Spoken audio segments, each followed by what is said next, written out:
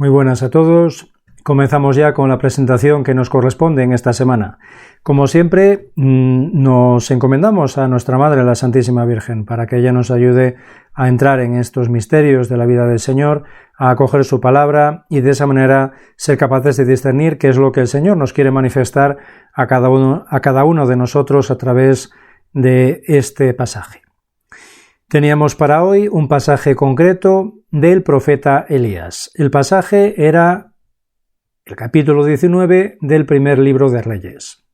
Vamos a ver un poquito, como siempre, primero el contexto para entender un poco más qué es lo que ocurre en esta circunstancia y de esa manera también ser capaces de discernir un poco, poniéndonos en esa situación, cada uno en sus circunstancias personales, ver un poco qué me dice a mí el Señor con este pasaje.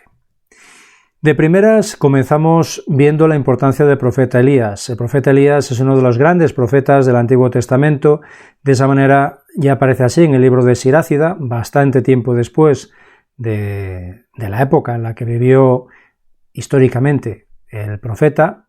Dice así: Entonces surgió el profeta Elías como un fuego, su palabra quemaba como antorcha. Especialmente es muy importante esa palabra, ese que es bueno, evidentemente es fundamental en todos los profetas porque lo que hacían era profetizar, es decir, el Señor a través de ellos pues manifestaba su voluntad, su deseo, pero en concreto Elías, pues esta vinculación con la palabra, como veremos también, tiene connotaciones en hechos concretos de su vida y también con el fuego, porque era pues ese profeta en el cual se manifiesta también ese fuego en muchas situaciones. Pues vamos allá. Ya de por sí vemos también esa trascendencia que tendrá el profeta Elías y en el Nuevo Testamento, Así de esa manera cuando le hablan al Señor, y aparece así por ejemplo en el Evangelio de San Marcos, cuando le hablan al Señor de esas profecías en relación a esa vuelta de Elías, recordamos que Elías de por sí no murió, sino que fue transportado al cielo por ese carro de fuego. Ahí tenemos esas connotaciones, no solamente eso, en relación al fuego con este profeta. Pues le decían así al Señor: ¿por qué dicen los escribas que primero tiene que venir Elías, antes de que llegara el Mesías? Y decía el Señor: os digo que Elías ya ha venido y han hecho con él lo que han querido, como estaba escrito acerca de él. Aquí el Señor se estaba refiriendo muy claramente a San Juan Bautista, y es esa identificación entre San Juan Bautista y Elías. No vamos a entrar ahora en todos los detalles, las connotaciones que tiene, que son muchas, pero concretamente cómo le manifiesta también el arcángel San Gabriel a Zacarías, en esencia es un poco también esto, Aparece en San Lucas. No temas, Zacarías, porque tu petición ha sido escuchada. Isabel, tu mujer, te dará a luz un hijo, a quien pondrás por nombre Juan, e irá delante de él con el espíritu y el poder de Elías.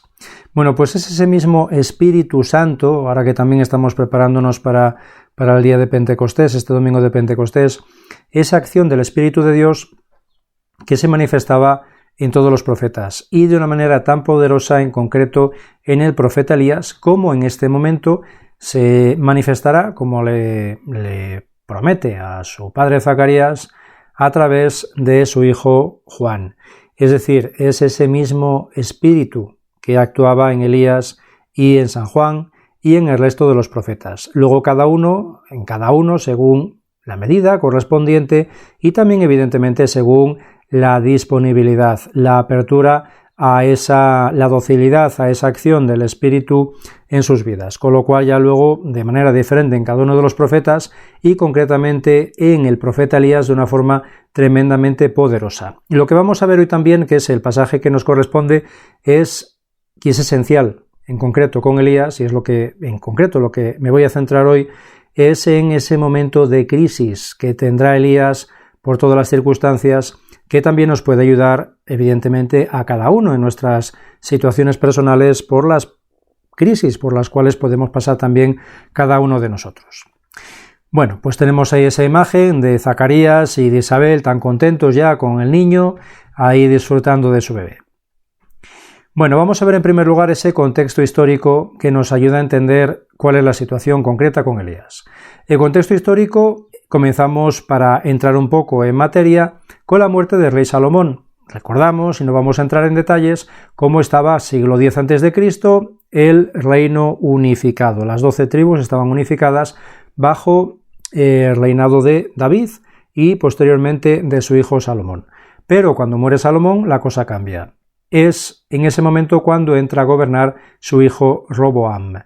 Pero Roboam tiene el problema de que ante la petición de las tribus del norte de que aligerara los impuestos, él en vez de aligerarlos lo que hace es encima agravarlos más. De esa manera aparece así ya en el primer libro de Reyes, capítulo 12. Mi padre os impuso un yugo pesado, yo añadiré peso a vuestro yugo, mi padre os azotaba con látigos, yo os azotaré con escorpiones.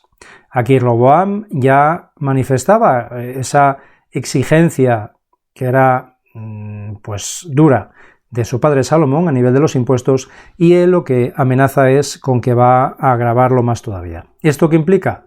Bueno, pues esto implica que a partir de esta actitud de Roboam, las 10 tribus del norte se dividirán, se extinguirán y conformarán el reino de Israel. De esta manera, aquí ahora a partir de finales del siglo X y a partir de este momento, tendremos el reino del norte conformado por esas 10 tribus y el reino de Judá, que sería simplemente la tribu de Judá y la tribu de Benjamín. Bueno, pues a partir de este momento ya se complica más la cosa, porque igual que Roboam entonces gobernará en el reino del sur, en el reino del norte elegirán a Jeroboam. Y Jeroboam, para evitar que el pueblo siga yendo a Jerusalén, que estaba en el reino del sur, a dar culto a Dios, lo que hace es crear esos dos santuarios, de Dan y de Betel. Como vemos, recordamos, cada uno en un extremo del reino del norte. De manera que ellos, la población del reino del norte, estaban obligados a dar culto a Yahvé, pero representado con esos becerros de oro en Dan o en Betel en función de lo que les quedara más cerca. Y de esa manera no podían bajar a Jerusalén. Bueno, pues esto evidentemente es escandaloso. Aparte creará toda una serie de santuarios, aparte de estos, en los altozanos.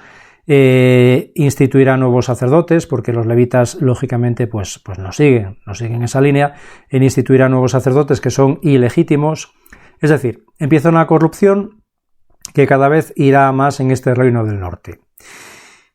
De esta manera llegamos hasta el rey Ahab, que también es del reino del norte. Ya no estamos en el siglo X a.C., sino que estamos ya unos 100 y algo años después. Ahab gobernará entre el 874 y el 853. Bueno, pues si ya con Jeroboam la cosa empieza a decaer, con Ahab es un momento de grandísima crisis. De esa crisis a nivel espiritual, a nivel económico no tanto, pero a nivel espiritual, a nivel moral, mucho.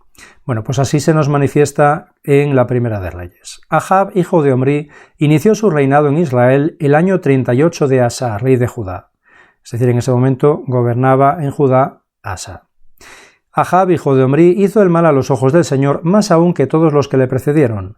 No le bastó seguir los pecados de Jeroboam, recordamos, hijo de Nebat, sino que además tomó por mujer a Jezabel, hija de Itobal, rey de los Sidonios, es decir, era una princesa hija del rey de la ciudad de Sidón, es decir, una ciudad fenicia, y se puso a servir a Baal postrándose ante él, es decir, él se deja llevar totalmente por estos cultos idolátricos y de esa manera, bueno, pues recordamos ya todas las barbaridades que cometían, prostitución sagrada, sacrificios humanos, etcétera, etcétera. Según qué reyes fueran del norte, llevaban a cabo todo tipo de barbaridades influenciados por estos cultos paganos de estos pueblos, antiguos pueblos cananeos y el resto de pueblos de la zona, como por ejemplo los fenicios.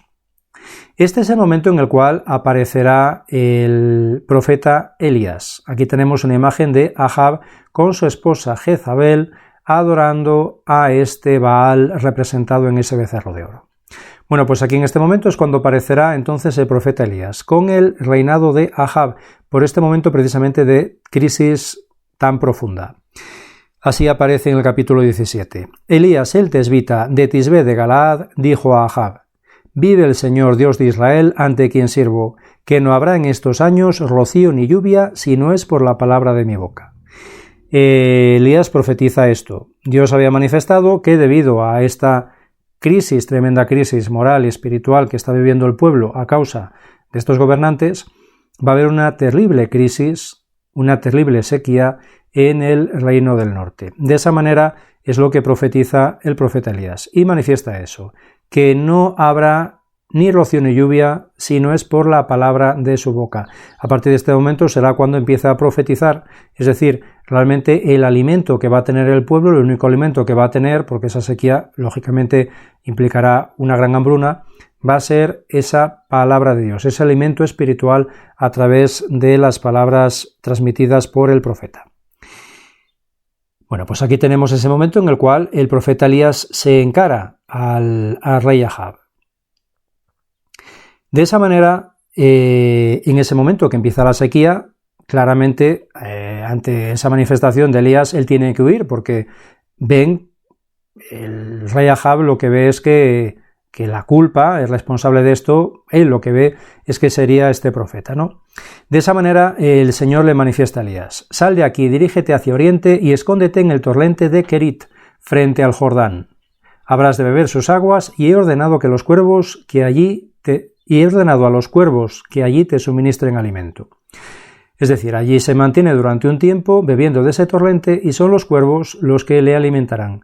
Pero llega un momento en que debido a esa gran sequía ese torrente se seca, con lo cual Elías no puede seguir ahí. Y es cuando le manifiesta el Señor esto: levántate, vete a Sarepta de Sidón y establécete, pues he ordenado a una mujer viuda de allí que te suministre alimento. Bueno, pues es esa circunstancia de esa viuda de Sarepta que iba a morirse de hambre, le quedaba solo pues eso poquito que le quedaba, lo que vamos a ver ahora, para sobrevivir, para hacer unas tortas de pan, alimentarse con eso y luego dejarse morir junto con su hijo. De esa manera Elías le manifiesta: la orza de harina no se vaciará, la alcuza de aceite no se agotará hasta el día en que el Señor conceda lluvia sobre la tierra. El profeta Elías le pide que le haga a él primero una torta con esa harina y con ese aceite y luego que se alimenten ella y su hijo, pero que se cumplirá esto que le manifiesta el Señor. Ella se fue y obró según la palabra de Elías y comieron él, ella y su familia.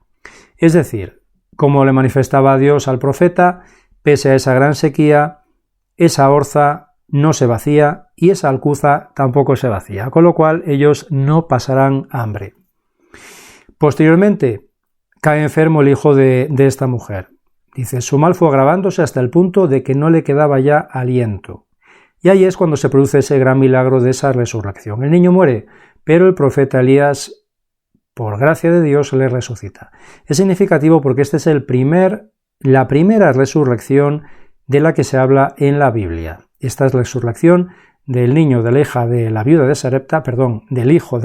Sarepta a través del profeta Elías. Y este milagro, esta resurrección, además, nos recuerda mucho a esa resurrección también de ese otro hijo de esa otra viuda, hijo único también de esa otra viuda, el cual también resucita el Señor en Naín. Con lo cual hay ese gran paralelismo entre este milagro tan conocido del profeta Elías y este milagro que en ese momento es una grandísima sorpresa para todos los discípulos y todo lo que estaban allí por parte del Señor. También por esa identificación tan clara del Señor con el profeta Elías en ese momento. Y llega el momento cumbre, digamos, de Elías, en esta primera parte de su vida como profeta, de su experiencia y de su existencia como profeta. Es el momento en el cual tendrá que enfrentarse a todos esos falsos profetas de los Baales, que estaban, digamos, bajo el patrocinio de la reina Jezabel. De esa manera, ante esa crítica que le hace el rey Ahab, que le echa la culpa de esa situación, de esa gran sequía, esa gran hambruna, Elías le responde: no soy yo quien ha arruinado a Israel, sino tú y la casa de tu padre, por abandonar los mandatos del Señor y seguir a los Baales. Pero ahora manda que todo Israel se reúna en torno a mí en el monte Carmelo, especialmente a los 450 profetas de Baal que comen a la mesa de Jezabel. Bueno, pues es en este momento cuando convoca a todos esos profetas, esos 450 profetas, para ver quién es el auténtico profeta y quién es el único profeta, el auténtico profeta del único Dios verdadero. De esa manera, pues el rey Ahab le hará caso y convocará a esos 450 profetas en el monte Carmelo para llevar a cabo eso que va a manifestar el profeta Elías. De esa manera, el lugar donde ocurre esto es el Monte Carmelo. Como vemos aquí, este sería el Reino del Norte, el Reino de Israel, toda esta zona. El Monte Carmelo está en este área. Vamos a verlo aquí más claramente. Esto es el Valle de Israel. Aquí está ya Nazaret, está Caná, y aquí está el Monte Carmelo que llega, digamos, hasta lo que es la orilla del mar, una zona muy abrupta. De esa manera es aquí el lugar donde, por voluntad de Dios, se va a llevar a cabo este milagro. Este es el Valle de Israel, según se ve desde la zona de Megiddo, y en esta zona de aquí es donde está el Monte Carmelo y el mar. Vemos otra imagen de esta zona del Valle de Israel, de una gran riqueza. Y esta es la zona del Monte Carmelo, como vemos, está toda horadada por diferentes cuevas, que era el lugar donde también se encontraban esos otros profetas, falsos profetas del culto a los Baales. Bueno, pues es en este lugar donde también se encontraba Elías y es el lugar donde se llevará a cabo esta situación. Esta situación no entramos ahora en detalle, si queréis lo veis en vuestras Biblias, pero recordamos cómo ocurre pues ese hecho milagroso, ¿no? Que ninguno de los falsos profetas consiguen que arda las diferentes ofrendas que tenían preparadas, y sin embargo, pese a todo el agua que había mandado echar Elías en su ofrenda y todo lo que había llevado a cabo, instantáneamente, en un instante, él invoca a Dios y surge esa llamarada de fuego que abrasa en un instante toda la ofrenda que él le había presentado. Bueno, pues ante esto lo que hace es exterminar a todos los falsos profetas. Digamos que Ahab ahí asume que, bueno, pues que evidentemente eso era incuestionable, ¿no? Que realmente, bueno, pues ese culto era un culto absurdo, y a partir de ese momento entonces es cuando ya terminará esa gran sequía y ese gran castigo de Dios, porque ya se ha llevado a cabo esa purificación del pueblo. De esa manera inmediatamente le dice Elías a Ahab: sube, come y bebe, porque ya se oye el rumor de la lluvia. Bueno, pues a partir de este momento volverán las lluvias al reino del norte y se acabará esa tremenda sequía. Pero aquí empieza el gran problema para el profeta Elías, porque Ahab, digamos que estaba, bueno, entre comillas, convencido, pero no es lo mismo su esposa, Jezabel. De esa manera, Ahab, como nos manifiesta la palabra de Dios, transmitió a Jezabel cuánto había hecho Elías y cómo pasó a cuchillo a todos los profetas de Baal. Jezabel envió un mensajero para decirle al profeta: que los dioses me castiguen si mañana a estas horas no he hecho con tu vida como has hecho tú con la vida de uno de estos. Pues aquí empieza el gran problema, bueno, el grandísimo problema, porque ya tenía bastantes problemas el profeta, para Elías, porque ahora directamente es Jezabel la que va a ir pues a muerte contra su persona, porque evidentemente, bueno, pues él ha destrozado el prestigio y la autoridad que tenía ese culto idolátrico, que, bueno, pues evidentemente también todo lo que implicaba para la corte, todo lo que implicaba para esta mujer, que evidentemente ella no era judía. Bueno, pues digamos que el profeta, o Dios a través del profeta, ha dado al traste con todos los planteamientos de Jezabel, y de esa manera ella ahora va a ir a muerte contra el profeta Elías. Bueno, pues aquí a partir de este momento él es consciente de la situación y es donde va a comenzar esa segunda parte de su misión, pero antes de comenzar esa segunda parte de su misión ocurrirá esto, esa crisis profunda en la que va a caer el profeta Elías debido a las circunstancias. Bueno, pues esto es lo que vamos a ver ya en la segunda parte de la presentación, que es lo que nos atañe concretamente el pasaje que nos corresponde para hoy.